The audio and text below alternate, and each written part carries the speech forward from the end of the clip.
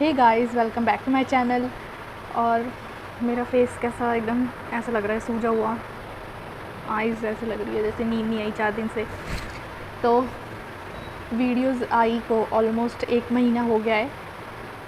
शायद अभी और टाइम लगे क्योंकि मेरे फाइनल एग्ज़ाम्स भी आ गए हैं और ये चोट है जो ये सही होने का नाम ही नहीं ले रही अभी तक। तो पिछले साल भी मेरे को ऐसे ही ना मेरे राइट लेग में चोट लग गई थी। तो मेरे को डॉक्टर ने बोला कि तुम्हारा जो घुटना है वो उतर गया है, तो उन्होंने उसको सही कर दिया, तो उसमें कोई दिक्कत आई नहीं। और जो स्वेलिंग हुई थी वो भी 2 दिनों में सही हो गई। लेकिन इस बार काम ख़राब करके रख दिया इसने सही में। मेरे को ऐसा लग रहा था कि जैसे पिछली बार राइट लेग का हुआ था वैसे इस बार लेफ़्ट लेग का हुआ है, लेकिन इसका काम तो उससे ज़्यादा ही ख़राब हो गया, बहुत ख़राब हो गया सही में। और इतने दिन से ना मेरा दिमाग नहीं काम कर रहा, मुझे समझ नहीं आ रहा क्या हो रहा है। मैं मतलब देखती हूँ ना अपनी फैमिली को, मुझे ऐसा लग रहा है यार कि मैंने अपने आप को ऐसी चोट लगवाई है कि बेचारे ये सब के सब लोग परेशान हो रहे हैं। तो मतलब बड़ा बुरा लग रहा था मेरे को देख के इतने दिनों से। और मैं इतना रोई हूँ ना कि सोच सोच के इतना रोई हूँ, मैं क्या बताऊँ। तो एग्जैक्टली हुआ क्या था ना कि मैं एक बच्ची को लेके खड़ी थी और उसको लेके मैं ना यूँ जैसे घुमाते नहीं बच्चे को, उसको लेके मैं घूमने लगी और मेरा जो घुटना है वो ऊपर का हिस्सा एक तरफ और नीचे का हिस्सा एक तरफ घूम गया। तो जैसे ही मैं गिरी मुझे ना चक्कर आ गए और जैसे मेरे को हॉस्पिटल लेके गए तो वहाँ पे एक्सरे किया। उस डॉक्टर ने बोला एक्सरे में कुछ नहीं आया। तो हम लोग गए अगले डॉक्टर के पास, अगले दिन गए थे हम लोग। तो उन्होंने बोला कि उन्होंने देखते साथ ही बता दिया, उन्होंने एक्सरे भी देखा और मेरा घुटना भी देखा। उन्होंने बोला इसको अभी मतलब इसमें बहुत ज़्यादा स्वेलिंग है, इसको अभी सही करो, थोड़ी जब स्वेलिंग कम होगी इसको तब मतलब चढ़ा सकते हैं हम घुटने को। और उन्होंने एक्सरे देख के भी बता दिया था कि यहाँ से ये देखो उतरा हुआ है। तो अब उन्होंने कोई दवाई लगा के सेक दिलवा के मेरे को घर भेज दिया उस दिन। उसके बाद उस रात तो जो मेरा बुरा हाल हुआ है, मतलब मैं क्या ही बताऊँ, इतना मेरे को पेन, इतनी स्वेलिंग, मेरा पैर सीधा ही ना हो ना मुड़े, वो एक जगह पे अटक गया मेरा पैर। तो क्या हुआ ना, हम अगले दिन गए, उन्होंने फिर से सेक दिलवा के और ये घुटना उतार दिया और वहाँ से हम घर आ गए। लेकिन 1 दिन 2 दिन 3 दिन 4 दिन मतलब मेरे को, मैंने 10 दिन निकाल दिए और मैंने दिखवाया ही नहीं डॉक्टर को कि इसकी स्वेलिंग क्यों नहीं जा रही। और मेरे दिमाग में ये चीज़ चल रही थी यहाँ पे ना, मतलब मेरे नी के थोड़ा सा ऊपर ना एक ऐसे गोला सा बन गया था, जैसे ना ब्लड जमा हो गया था, ऐसे मेरे को लग रहा था अंदर से कुछ तो है। और गूगल पता ही ऑब्वियसली, थोड़ा सा कुछ हो जाए तो गूगल सर्च करना, वहाँ पे तो ऐसी ऐसी चीज़ दिखा रहा था ना मेरे को, देख देख के दिल के दौरे पड़ने वाले हो रखे थे। फिर पापा आए थे और पापा ने देखा ये मेरा घुटना, तो पापा कह रहे थे इसमें स्वेलिंग लग रही है, अभी तक स्वेलिंग गई नहीं है। मैंने भी बोला क्योंकि जब पिछली बार हुआ था ना तो स्वेलिंग चली गई थी, 1-2 दिन लगे थे, और लेकिन इसकी स्वेलिंग ही नहीं जा रही। और ऐसा नहीं कि थोड़ी बहुत स्वेलिंग हो रखी है, मतलब इतना नॉर्मल नहीं होती है वो, इतना हो रखा है मेरा घुटना पूरा सूज के। ऊपर भी स्वेलिंग जा रही है थाइस तक और नीचे भी पैर जो जहाँ से हम चलते हैं ना पूरा फुट, वो इतना हो रखा है सूज के मतलब मेरा। और मेरे को देख देख के डर लग रहा है कि और मैं एक दिन पता है क्या हुआ, रात को मैं उठी, इतना मेरे को दर्द उस दिन हो रहा था ना, इतना दर्द हो रहा था। और उससे 2-4 दिन पहले मैं ना मतलब शॉपिंग करके आई थी, कुछ कपड़े वपड़े लेके आई थी, और मेरे ना रात को 3 बजे नींद खुली दर्द के मारे। और मैं सोच रही कि मैं इतनी जीन्स टॉप्स लेके आई हूँ, अगर मेरा पैर वैर कट गया तो यार मेरे को क्या होगा, मतलब इतनी दूरदर्शी मेरी सोच है। तो फिर कैसे कैसे तो करके मैंने चुप हुई मैं। फिर 25 को चोट लगी थी और 25 को पहला एक्सरे करवाया था। फिर 26 को हम डॉक्टर के पास गए, उन्होंने बोला कि अभी नहीं मैं सही करूँगा इसको, कल सही करूँगा, मतलब 27 को मैंने डॉक्टर को दिखाया। उसके बाद फिर जो उन्होंने मतलब एक ना कार्ड बना के दिया था, उसकी फ़ोटो लेके आई कि शायद कार्ड लेके, और वो एक्सरे लेके ना पापा गए थे एक और डॉक्टर के पास, जिनको मतलब जिन्होंने मेरा घुटना सही करा था ना, उन्होंने उस केमिस्ट शॉप का ये कुछ कार्ड वार्ड बना के दिया था। तो उन्होंने वो घुटना देखा, उन्होंने बोला कि इसको चलना फिरना बिल्कुल नहीं है, इसको चलना ही नहीं है, मना है, मतलब पैर तो मेरे से रखा जा ही नहीं रहा था नीचे बिल्कुल भी। फिर उन्होंने कुछ दवाई लिख के दी और बस फिर तो बेड रेस्ट पे मैं। उसके बाद फिर भी स्वेलिंग नहीं जा रही, मुझे लगा दवाई से सही हो जाएगी ये सही होने का नाम ना ले। तो ना फिर 3-4 तारीख को मेरे को पापा ने बोला कि तू चल के देख, ऐसा ना हो कहीं तेरा पैर तू रख ही ना पाए, क्योंकि जो और कहीं अगर हड्डी वगैरह टूट जाती है ना तो वो सही हो जाती है, लेकिन अगर किसी जॉइंट में अगर कोई दिक्कत हो जाए ना तो उसको सही करना बहुत मुश्किल है, क्योंकि वहाँ पे आप प्लास्टर नहीं लगा सकते, उसको आप सीधा भी नहीं रख सकते, जिस टाइम पे चोट लगी होती है उसको आप मोड़ भी नहीं सकते। तो मैंने क्या किया ना, मैंने अपना पैर रख के देखा नीचे और थोड़ा सा बाहर डाल के देखा, मतलब चेयर पकड़ के और ना थोड़ा सा दीवार को पकड़ के, तो मेरे से रखा जा रहा था। तो मैंने क्या किया ना, थोड़ा बहुत वैसे बिना पकड़े कुछ भी मैंने चल के देखा तो मेरे से चला जा रहा था, मुझे लगा नहीं है इतनी प्रॉब्लम। तो और 6 को थी रामनवमी, उस दिन मतलब हमने कंजका बिठानी थी, तो उन्होंने पापा ने और भाई ने बोला कि पूरियाँ तू बना दे, बाकी हम लोग ने सब कुछ बना दिया है। तो मैं कैसे कैसे मतलब नहा धो के सब तैयार होके मैं नीचे गई और मैंने बनाया। मतलब मैं कम से कम आटा गूँधने से लेके पूरियाँ बनाने तक 1.5 घंटा, मैंने 1 घंटा से 1.5 घंटा आई गेस नॉर्मली एक पैर पे मैंने खड़ा होके सारा काम किया है। फिर चलो वो भी बेचारे परेशान थे तो, और हो भी गया था मेरे से। फिर मैं थोड़ा, मेरे को ना इतने दिन से ऐसे चुल लगी पड़ी थी कि बाहर जाना है, बाहर जाना है, बाहर जाना है। तो मैं गई, बच्चों ने जब सबको बच्चों को खिला दिया तो उसके बाद मैं उनको छोड़ने के लिए बाहर गई, थोड़ी देर के लिए वहीं खड़ी रही, मतलब गली में बात करके, और मैं घर आ गई। फिर 7 को मैं पूरा दिन चल रही हूँ।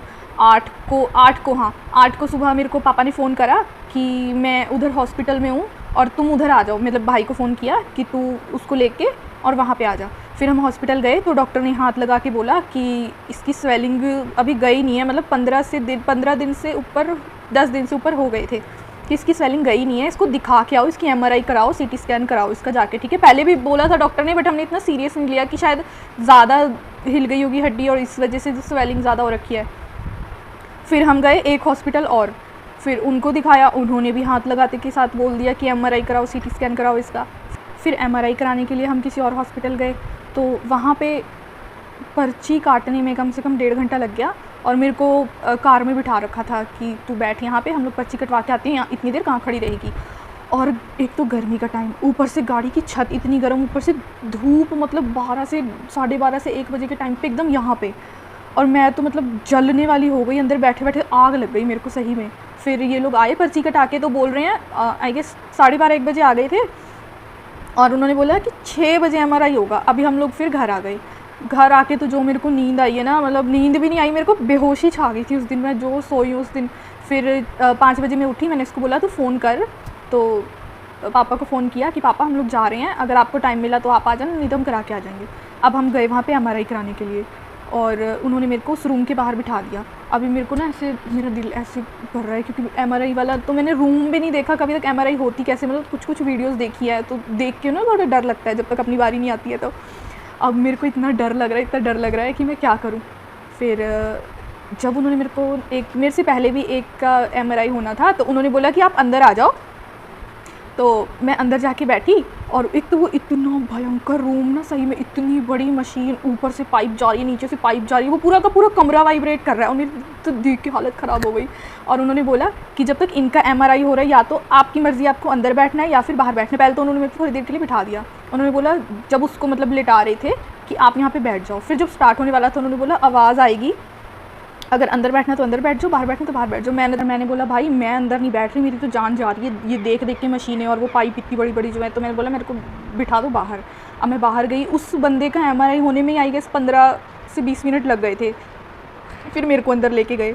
उसके बाद ना उन्होंने मेरे को लिटाया वहाँ पर और पैर को टाइट करके और जो जैसे भी उनका वो अटैचमेंट होती है वो करके, और ना मेरे कान में हेडफोन लगा दिया। और मैं हूँ इंट्रोवर्ट, उन्होंने मेरे कान पे लगाया और मेरा ना कान ऐसे मुड़ गया ऐसे, और मेरे दोनों कान ऐसे मुड़ रखे हैं और मैं उनको बोल भी नहीं सकती कि इसको हटा दो। और वो मशीन के ऊपर मैंने उस टाइम पे पढ़ लिया था शायद आंखें बंद रखना या कुछ, और मुझे ऐसा डर लग रहा था कि कहीं मैं अपना हाथ पैर हिलाऊँ और ही कुछ ना हो जाए। मेरे को इतना डर लग रहा था कि अगर मैं अपना हाथ पैर हिलाऊँ और मशीन ना मेरे को कुछ कर दे या मैं ही मशीन को ना कुछ कर दूँ।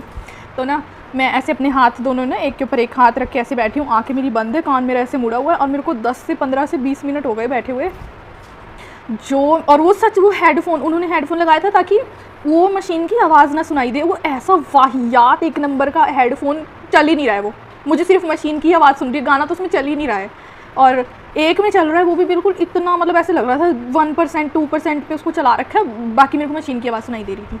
फिर कैसे कैसे करवा के मैं जैसी मशीन से उतरी तो वहाँ पे एक लड़की थी, वो बोल रही आपका CT स्कैन भी होना है, तो मेरे को CT स्कैन वाले रूम में ले गई। अब वहाँ पे देख के वो भी मशीन थोड़ी ना एक उसकी तरह ही थी, MRI वाली मशीन की तरह, बट वो उतनी डरावनी नहीं थी। तो वहाँ पे जाके फिर मेरे को 10-15 मिनट MRI के लगे, मतलब सिर्फ वो टेस्ट कराते कराते हम लोगों को 5 बजे से 5:30 से आई गेस 7:30 बज गए थे। फिर 7:30 बजे हम घर आए तो मैं फिर ना बेटा, तो मैं अब रिपोर्ट आनी थी 6 घंटे बाद। अब 7 बजे 8 बजे के 6 घंटे बाद तो मतलब 12 बजे लेने कौन जाता। अगले दिन आनी थी रिपोर्ट और मैं थोड़ी देर के लिए बाहर निकल गई। मुझे पता है क्योंकि आज रिपोर्ट आएगी तो कल पक्का मेरे को रेस्ट करने को बोल देंगे और मेरी चुल लगी रहेगी कि मेरे को बाहर जाना है। तो मैं बाहर जाके बैठ गई थोड़ी देर के लिए। और मैं मतलब ना ऐसे रोने वाली हो रखी, मेरे को थोड़ा सा कोई कुछ कह देता ना उस दिन, मेरे को रोना आ जाता कि कहीं और मेरे पैर ही ना काटना पड़ जाए, कुछ ऐसा ही ना आ जाए उसके अंदर MRI रिपोर्ट में और उसमें। तो मैं ऐसे चुप करके बैठी हूँ 2-3 मतलब मेरे को लगता है 1 से 1.5 घंटा बैठी होंगी मैं। उसके बाद ऊपर आए हम लोग, मेरा तो ऊपर वाला रूम ही हो गया इतने दिन से। तो ऊपर आके खाना वाना खा के, और मेरे को नींद नहीं आई उस दिन सारी रात। मेरे दिमाग में मतलब वो मशीन चल रही है, कैसा टेस्ट, क्या आएगा क्या नहीं आएगा, क्या हुआ है पैर में, पता ही नहीं चल रहा। फिर अगले दिन रिपोर्ट आती है तो पापा और भाई लेने जाते हैं रिपोर्ट। वो रिपोर्ट उस डॉक्टर को दिखाते हैं जहाँ पे हमने पहले दिन एक्सरे कराया था। भाई वो कैसा डॉक्टर, उसको पता ही नहीं है उस रिपोर्ट में क्या आया है। 6 पॉइंट्स इतने बड़े बड़े बड़े बड़े बड़े बड़े पूरे बोल्ड लेटर्स में लिखे हैं, इसको ये दिक्कत है, ये दिक्कत है, ये दिक्कत है, ये दिक्कत है। उसको पता ही ना लगे।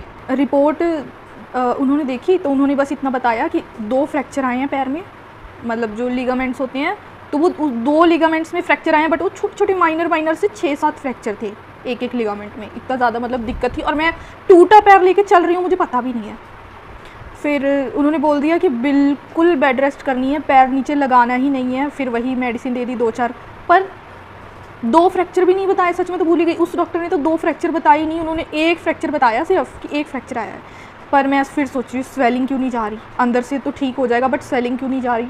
तो उसके बाद फिर 1 हफ़्ते बाद हम एक डॉक्टर के पास गए, वो पापा के फ्रेंड नोन है मतलब, तो उनके पास गए। उन्होंने मेरा पैर देखा और उन्होंने बोला कितने दिन हुए हैं पहली बात तो इसको। अब मैं बोल रही 15 से 20 दिन हो गए हैं।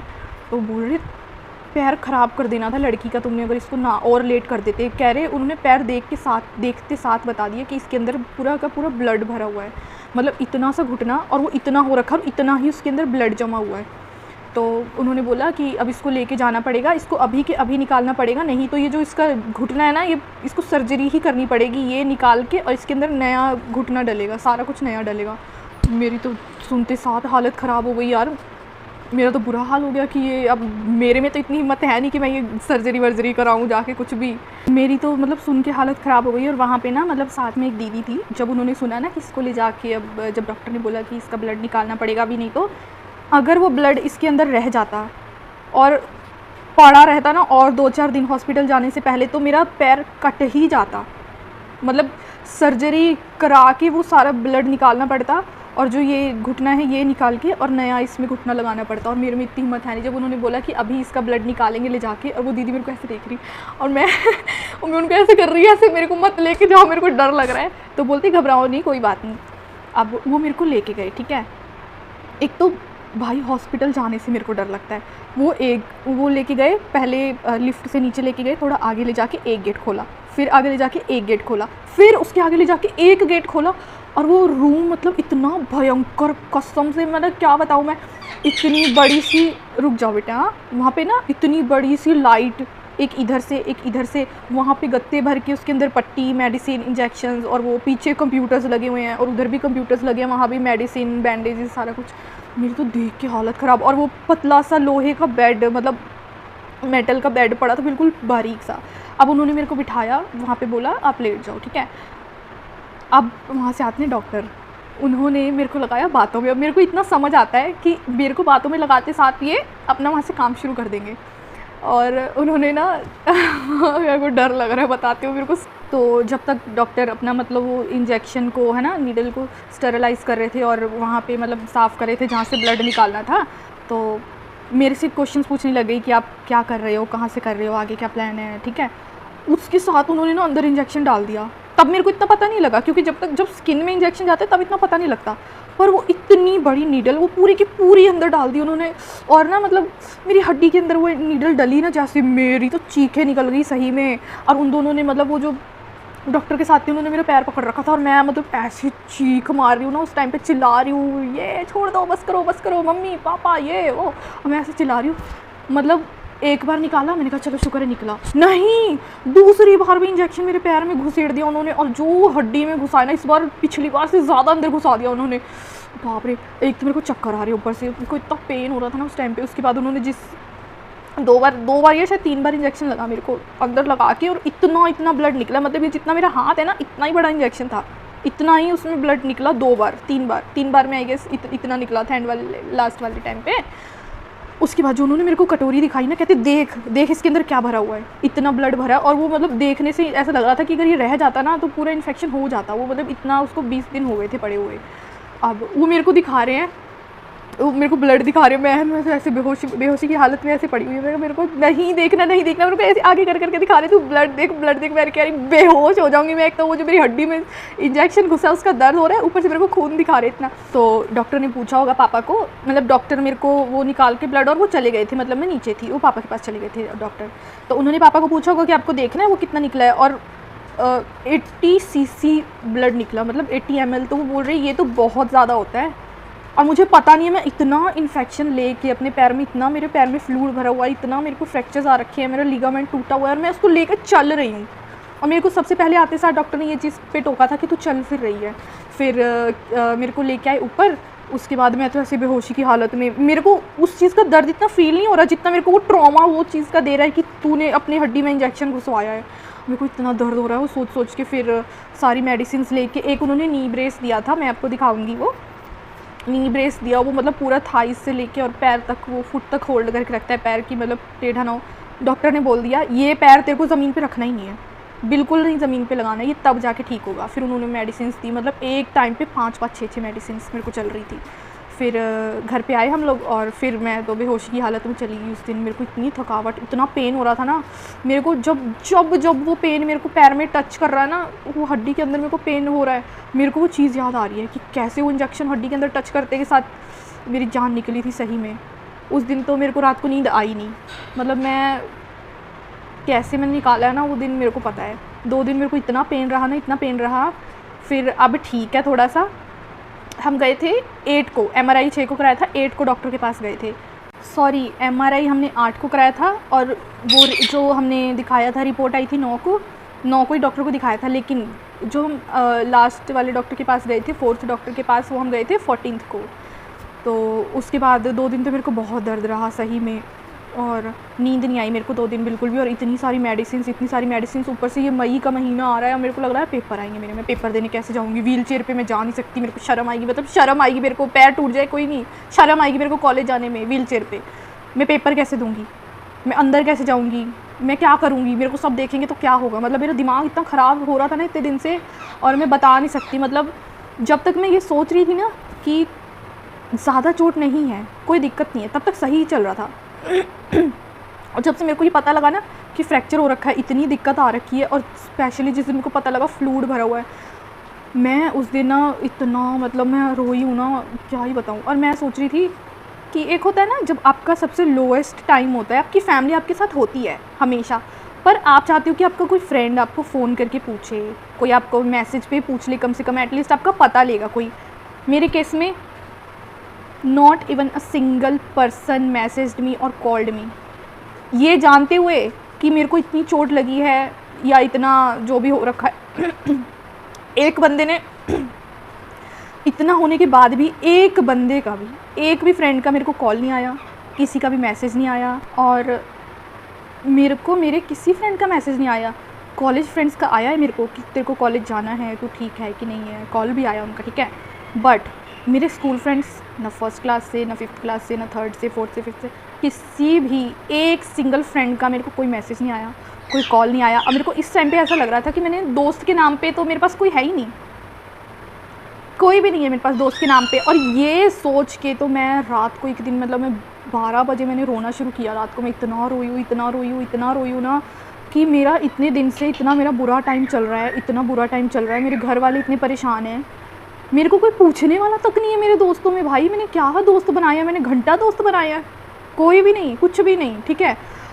और ऐसा नहीं कि जिसको नहीं पता उसको मैं कोई दोष नहीं दूंगी, बट जो सब जानते हैं वो लोग भी। फिर मेरे को हमेशा ना ऐसा लगता है कि यार मैं क्यों किसी के लिए करूँ, मैंने जितना जिसके लिए किया है ना, वो लोग मेरे को उतना ही यूज़लेस, उतना ही वेला समझते हैं। एक दिन मेरे को पापा आके पूछ रहे हैं मेरी बेस्ट फ्रेंड का नाम लेके, तेरे को उसका फ़ोन या मैसेज नहीं आया कि तेरे को इतनी चोट लगी है। मैंने पापा को ये बोल दिया कि उसको पता ही नहीं है, जबकि उसको सब पता था। अब मैं पापा को किस मुँह से बोलूँ कि नहीं आया मेरे को फ़ोन, मेरे को पूछा तक नहीं किसी ने। चलो छोड़ो, बहुत बोल दिया मैंने, पर बुरा लगता है यार इस टाइम पे। जब आप अपने लोएस्ट फेज़ में होते हो ना, तो फैमिली आपके साथ रहती है, पर आपको चाहिए कि आपके साथ का कोई हो जिसको आप सारी बात बता सको। तो मुझे तो पता लग गया मेरे लोएस्ट फेज़ में, और मुझे अब फ़िलहाल तो मैं बहुत ठीक हूँ, मुझे इसका कोई दुख भी नहीं है। और अभी मैं, चलो छोड़ो इस सब को, 14th को हम लोग गए थे, उसके बाद कल 18th थी, हम फिर डॉक्टर के पास गए। डॉक्टर ने बोला अभी भी इसमें थोड़ा बहुत फ्लूइड बचा है, और मैं ऐसे देख रही, अब मत निकालने जाना प्लीज़, अब मेरी जान निकल जाएगी, अब मेरे को कोई भी ऐसी दवाई दे दो जो अंदर ही उसको सुखा दे, मैं नहीं अब निकलवा सकती ब्लड, मेरी तो जान जाएगी अब। 18th को मैं डॉक्टर के पास गई थी, तो अब पापा, उन्होंने बोला कि पहले एक्सरे करा लो, देखते हैं इसके अंदर कोई दिक्कत है कि नहीं है। आ गया भैया बेटा, आ गया। तो पहले उन्होंने बोला डॉक्टर ने कि एक्सरे करा लो, उसमें देखते हैं कि कोई प्रॉब्लम है कि नहीं, तो उसमें कोई प्रॉब्लम तो नहीं आई। फिर डॉक्टर ने बोला कि फ्लूइड अभी भी बाकी है, तो पापा बोल रहे थे मैं फ्लूइड निकलवा देता हूँ अगर तू बोले तो। मैंने बोला अब मत निकलवाओ, तो कोई भी ना बेटा। तो मैंने बोला कि बस अब कोई दवाई दे दो उससे सूख जाएगा तो ठीक है, पर मेरे अंदर हिम्मत नहीं है और ना जान है। तो उन्होंने एक्सरसाइज बताई है कि कैसे कैसे करनी है, और वो उन्होंने मतलब मेरे मुंह पे बोल दिया कि इतना चिल्लाएगी ना ये, इतना चिल्लाएगी, इसको बहुत दर्द होगा वो जब एक्सरसाइज करवाओगे इसको, पर करवानी है। और वो सोचते साथ ही मेरा दिमाग ऐसे चीखे मार रहा है, अब तू गई, अब तेरे को करना पड़ेगा। और दिक्कत भी ऐसी है कि अगर एक्सरसाइज नहीं स्टार्ट की तो ये ज़िंदगी भर ऐसे ही रह जाएगा, तो लाइफ लॉन्ग ये ऐसे ही रह जाएगा, सीधा ही पड़ा ही रह जाएगा। तो नी बैंडिंग एक्सरसाइज बताई है उन्होंने, फिर इतनी सारी मेडिसिन, मतलब एक टाइम पे मेरी 6 मेडिसिन चलती हैं, 5 गोलियाँ, एक सैशे, वो पता नहीं कैसे मिक्स करके पीना है, क्या करना है पता नहीं।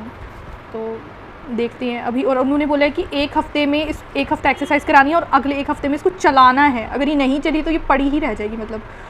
तो देखते हैं। और सोने पे सुहागा हो गया कि मेरी डेट शीट भी आ गई फाइनल एग्ज़ाम्स की, 7 मई से मेरे फाइनल एग्ज़ाम्स है, उसकी टेंशन अलग है।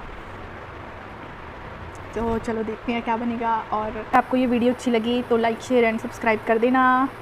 ये देखो, एक इंजेक्शन मेरे को लगा यहाँ पे, ये भी हड्डी तक डाल दिया था डॉक्टर ने।